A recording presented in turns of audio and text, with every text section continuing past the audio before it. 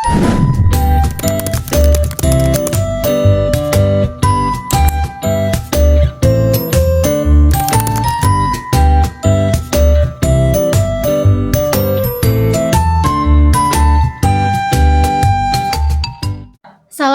warahmatullahi wabarakatuh. Nama saya Naisha Rosi Pratiwi dengan NPM 23106310-877. Di sini saya ingin merangkum video terkait kurikulum merdeka.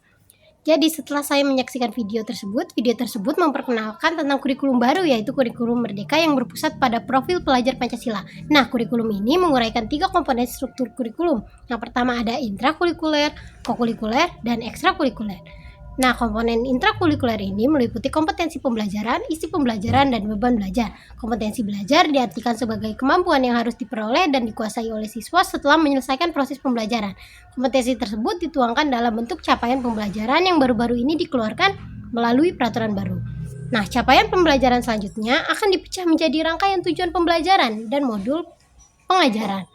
Nah, kalau komponen kokurikuler ini meliputi pembelajaran berbasis proyek yang bertujuan untuk memperkuat profil siswa Pancasila. Pembelajaran tersebut didasarkan pada kompetensi dan tema proyek P5 yang juga baru dikeluarkan melalui peraturan baru. Modul proyek akan dikembangkan berdasarkan kompetensi dan tema tersebut dan dilanjutkan dengan pelaksanaan pembelajaran dan penilaian P5.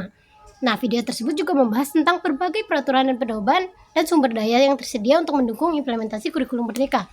Hal tersebut antara lain Peraturan Kementerian Pendidikan dan Kebudayaan Nomor 12 Tahun 2024, kemudian keputusan Badan Standar Kurikulum dan Penilaian tentang capaian pembelajaran serta kompetensi dan tema P5, serta pedoman pengembangan kurikulum dan pengembangan proyek serta pembelajaran dan penilaian. Lalu ada beberapa keterikatan isi video dengan kenyataan di lapangan. Yang pertama ada keterikatan dengan struktur kurikulum. Video tersebut menggambarkan struktur kurikulum baru merdeka dengan 3 komponen utama, yaitu intrakurikuler, kokurikuler, dan ekstrakurikuler. Di lapangan, banyak sekolah dan pendidik yang sudah mulai mengimplementasikan struktur ini dengan menyesuaikan program ajar mereka sesuai dengan kompetensi dan beban belajar yang baru. Misalnya kompetensi pembelajaran dan capaian pembelajaran yang dijelaskan dalam video sudah diterjemahkan dalam bentuk modul dan tujuan pembelajaran yang diterapkan di kelas-kelas. Lalu ada penerapan kurikuler pembelajaran berbasis proyek untuk memperkuat profil siswa Pancasila yang dijelaskan dalam video. Nah, ini juga sudah mulai diterapkan di beberapa sekolah. Ini terlihat dalam beberapa proyek dan aktivitas yang melibatkan siswa dalam kegiatan berbasis tema yang relevan dengan kompetensi P5. Implementasi ini menunjukkan bahwa teori dalam video diterjemahkan dalam praktik sehari-hari di sekolah. Hikmah pembelajaran yang saya tangkap dari video tersebut adalah yang pertama pentingnya adaptasi kurikulum. Video ini menekankan bahwa kurikulum harus dapat beradaptasi dengan kebutuhan dan perkembangan siswa serta tuntutan zaman. Hal ini mengajarkan bahwa pendidikan harus fleksibel dan responsif terhadap perubahan untuk memastikan relevansi dan efektivitas proses pembelajaran. Yang kedua ada keterlibatan dalam proyek pembelajaran. Pembelajaran berbasis proyek yang ditekankan dalam video menunjukkan pentingnya keterlibatan aktif siswa dalam proses belajar.